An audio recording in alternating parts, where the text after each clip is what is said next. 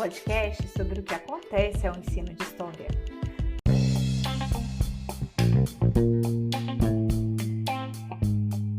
Bom dia, boa tarde ou boa noite, a depender do tempo no qual você escolheu ouvir esse podcast. Nesse episódio, contamos com a participação do professor Daniel Samuels, do Instituto Federal do Triângulo Mineiro, para nos falar sobre os recentes cortes de verbas na educação e como isso afeta as diferentes áreas do conhecimento e da pesquisa no Brasil. No quadro Esse é para Salvar, o professor Lucas Silva, da Universidade Federal Rural de Pernambuco, nos convida à leitura do livro Qual o ensino de história para a educação básica? E, por fim, o William traz diferentes informações sobre a agenda do ensino de história nas próximas semanas. O CAT Eventos é uma produção em rede dos laboratórios Laboralis, LAPEIS e LEI, da Universidade Federal dos Vales do Jequitinhonha, Mucuri e da Universidade Federal de Pelotas. Eu sou Rosiane Bechler e quem dá a voz comigo a essa ideia é o William Bonetti.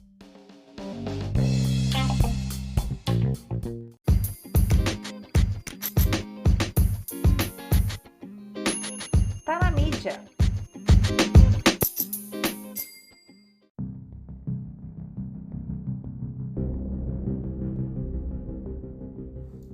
No final do mês de maio deste ano de 2022, o governo de Jair Bolsonaro anunciou um corte de 3,2 bilhões de reais do orçamento do MEC, afetando diretamente o ensino superior com um corte de 1 bilhão de reais. Não é de agora que as universidades e as escolas da educação básica, com seus professores e pesquisadores, vêm sofrendo inúmeros ataques políticos e que, somado aos cortes, desenham um cenário de extremas dificuldades para o desenvolvimento das atividades acadêmicas, a manutenção da estrutura de funcionamento das unidades e também da assistência estudantil. Cortes como esses comprometem diretamente o financiamento de pesquisas e produção da ciência, o que por sua vez também reverbera na formação de professores e na educação básica. É nessa direção que convidamos o professor Daniel Samuels para falar um pouco sobre os significados desses cortes para a educação e para a ciência. Daniel, seja muito bem-vindo.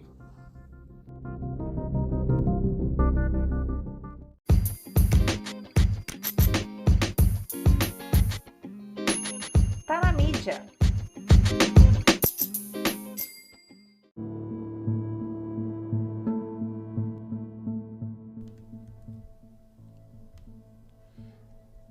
Salve, salve, queridos ouvintes e seguidores do sensacional podcast CAT Eventos. É uma grande honra participar desse debate sobre um tema tão importante como a educação. Me chamo Daniel Trevisan Samuels e sou professor do Instituto Federal do Triângulo Mineiro. Uma pergunta é essencial para iniciarmos o nosso debate. Como construímos uma nação realmente desenvolvida? Creio que muitos de vocês diriam que seria ampliando investimentos em educação, ciência e tecnologia. Mas não é assim que nosso governo entende a questão. Talvez Bolsonaro e sua trupe não desejem de fato o desenvolvimento do país.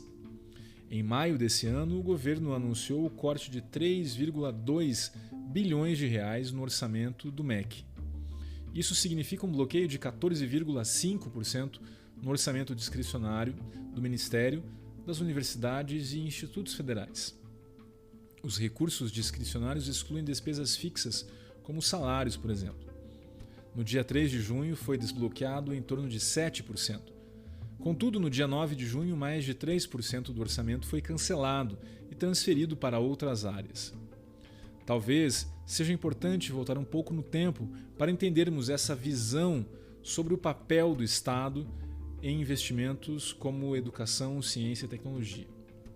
O século XX foi marcado por profundas transformações nesse papel do Estado e nas suas áreas de atuação. Se no início do século o Estado estava preocupado com poucas áreas, assistimos a partir da década de 30 uma ampliação de instituições de ensino e pesquisa e a criação também das primeiras universidades. Tivemos a criação de programas de pós-graduação e institutos tecnológicos de excelência, que contribuíram na formação de novos pesquisadores brasileiros. Foi nessa época também que muitas instituições trouxeram professores estrangeiros para auxiliar nesse processo de expansão da pesquisa no país. Contrariamente a uma visão liberal, o próprio Estado tornava-se agente indutor do desenvolvimento, atuando em diferentes áreas. É nesse contexto que surgem também as primeiras empresas estatais, como a Petrobras e a Eletrobras. Até meados dos anos 80, o discurso neoliberal encontrou pouco espaço no Brasil. Se experimentos no Chile, Estados Unidos e Inglaterra já avançavam com maior intensidade desde os anos 70, foi no governo Collor que a política de desestatização ou de diminuição do tamanho do Estado ganhou força por aqui. A partir desse contexto, o neoliberalismo foi se tornando, nas palavras de Pierre Dardot e Christian Laval, a nova razão do mundo. Era como se não houvesse outra alternativa a não ser diminuir as áreas de atuação do Estado, ou, como diria Mark Fisher, o realismo capitalista. Durante os governos Lula e Dilma, esse avanço neoliberal encontrou certa resistência na educação, com a criação de novas universidades e institutos federais, a interiorização de novas instituições, a ampliação de bolsas de pesquisa e de novos programas de pós-graduação, o programa Ciências Sem Fronteiras, entre outros, como o Caminho da Escola, que visava garantir o acesso e a permanência dos estudantes nas escolas, principalmente em áreas rurais. Contudo, a partir do golpe de 2016 e principalmente com o governo Bolsonaro, o desastre neoliberal avançou consideravelmente sobre a educação e a pesquisa. Cortes nos gastos discricionários, que são aqueles destinados ao custeio e à ampliação das instituições, foram se tornando cada vez maiores. A ideia de que o setor privado poderia se apropriar dessas áreas também foi se tornando uma constante, como o programa Futurice, de 2019, ainda sob a gestão de Weintraub. Inovação e empreendedorismo foram se tornando cada vez mais comuns em discursos voltados para a educação e a pesquisa. O governo Bolsonaro é marcado por inúmeros cortes na educação e na pesquisa brasileira. Segundo Newton Brandão, presidente da Federação de Sindicatos de Professores e Professoras de Instituições Federais de Ensino Superior e de Ensino Básico, Técnico e Tecnológico, os gastos discricionários da educação superior no Brasil eram de 14,9 bilhões em 2014, atingiram 15,67 bilhões em 2015 e de lá para cá eles vêm caindo em queda livre. Em 2021 foi de 5,5 bilhões. É urgente valorizar a educação e a pesquisa em nosso país. Precisamos mostrar para a sociedade que elas são essenciais não apenas para o desenvolvimento, mas podem ajudar a superar problemas históricos do nosso país, como a pobreza, a fome e a desigualdade. Um grande abraço a todos vocês. Até mais. Tchau, tchau.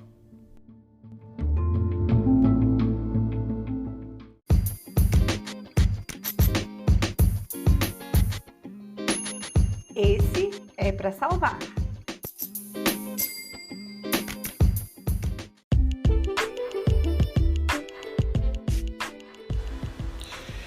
Pessoal, aqui quem fala é Lucas Vitor Silva, professor da Universidade Federal Rural de Pernambuco. Eu estou aqui para argumentar da pertinência de vocês salvarem e lerem essa nova obra digital, esse novo livro digital, chamado Qual o Ensino de História para a Educação Básica, né? É uma obra organizada por mim, pela professora Adriana Maria Paulo da Silva, professora da UFPE, e pelo professor Wesley Garcia Ribeiro, que é professor da Universidade Federal do Pará, o campus Ananindeua. Essa ideia surgiu no âmbito do Prof. História da UFPE, onde eu e a Adriana lecionamos. A gente convidou o Wesley para tocar o barco. E aí nós construímos um edital nacional. Esse edital foi distribuído entre todos os Prof. História do nosso país. E aí nós recebemos textos das mais variadas regiões e estados. E esses textos foram submetidos a uma comissão editorial de colegas valorosos do Brasil inteiro, né? Quem consultar a obra vai ver lá que tem gente do Brasil inteiro avaliando as obras. E as obras, elas são os artigos, para falar a verdade, né, para ser mais específico, que compõem a nossa obra, eles são produtos, não é, desse entrelugar, esse entrelugar científico-pedagógico, que é a produção, que é o mestrado profissional em ensino da história, né, que precisam dar conta de problemáticas propriamente científicas, ao mesmo tempo aplicar essas reflexões científicas do campo do ensino da história à prática de ensino da história, né? Então, para responder aí a pergunta, eu acho que vale a pena salvar e ler a obra, porque ela traz um panorama diversificado de textos construídos no âmbito do Prof. História, de diversos estados do Brasil, que foram submetidos a um controle rigoroso a partir desse comitê editorial, né? Então, eu acho que a gente congrega na obra diversidade, pluralidade de temas e de perspectivas teórico-metodológicas, e, ao mesmo tempo, rigor, né? Porque eu acho que o que a gente precisa nesses momentos de negacionismo é investir no rigor acadêmico-científico. Então é isso, eu acho que vale a pena salvar por isso. E aproveito para convidar todo mundo para participar do lançamento, que será dia 30 de junho de 2022, a partir das 19 horas, no canal Prof. História Nacional do YouTube, tá bem? E lá também a gente vai divulgar a obra que vai ser disponibilizada gratuitamente, tá bem? Um abraço e até lá.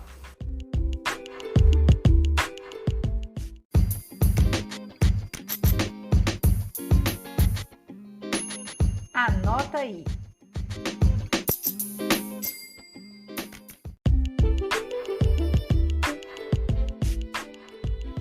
De 9 a 11 de novembro ocorrerá o 13º Encontro Nacional de Pesquisadores do Ensino de História, o INPE, na cidade de Recife, em Pernambuco.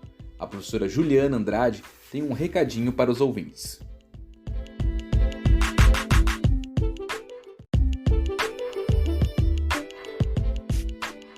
Olá, ouvintes do podcast Cataventos. Eu sou a professora Juliana de Andrade, faço parte da comissão organizadora do 13º Encontro Nacional de Pesquisadores de Ensino de História e estou passando aqui para convidar todos vocês para participar desse encontro que vai acontecer aqui na minha universidade, na UFRPE, no período de 9 a 11 de novembro de 2022, que tem como debate as tensões e reconstruções do campo da pesquisa em ensino de história ao longo desses últimos 30 anos.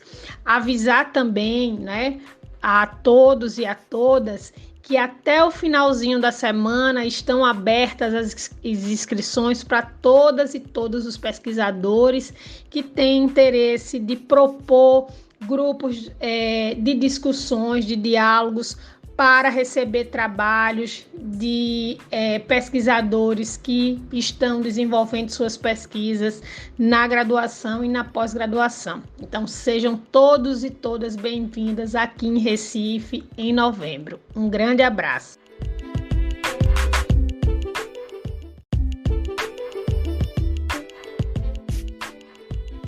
Entre os dias 18 e 21 de outubro, ocorrerá o 16º Encontro Estadual de História da AMPU Mato Grosso do Sul e segue com inscrições abertas. Destaco aqui alguns dos simpósios temáticos relacionados ao ensino de História. ST3, História e Ensino de História na Ábia e Ala, Formas de Democracias, Autoritarismos e Resistências. ST6, Memórias Regionais, Mulheres e Ensino de História, dos Espaços de Aprendizagem às Narrativas.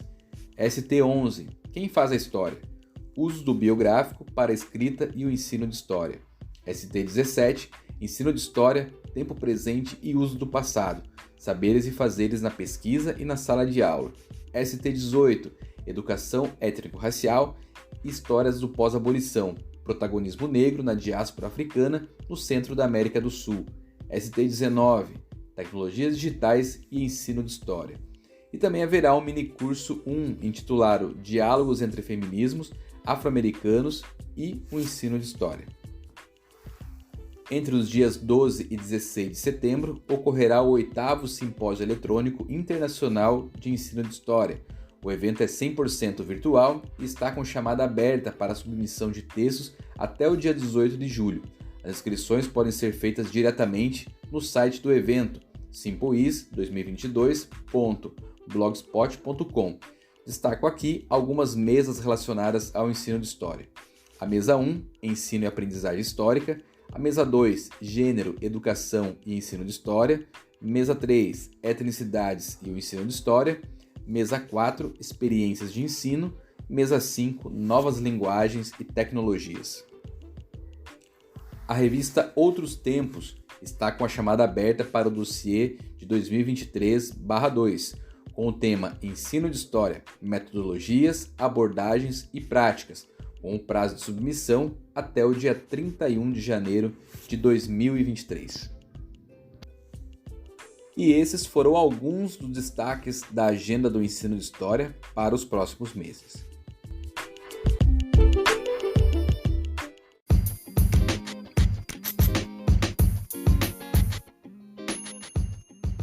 E chegamos ao fim de mais um episódio do Cata Eventos, um podcast sobre o que acontece ao ensino de história.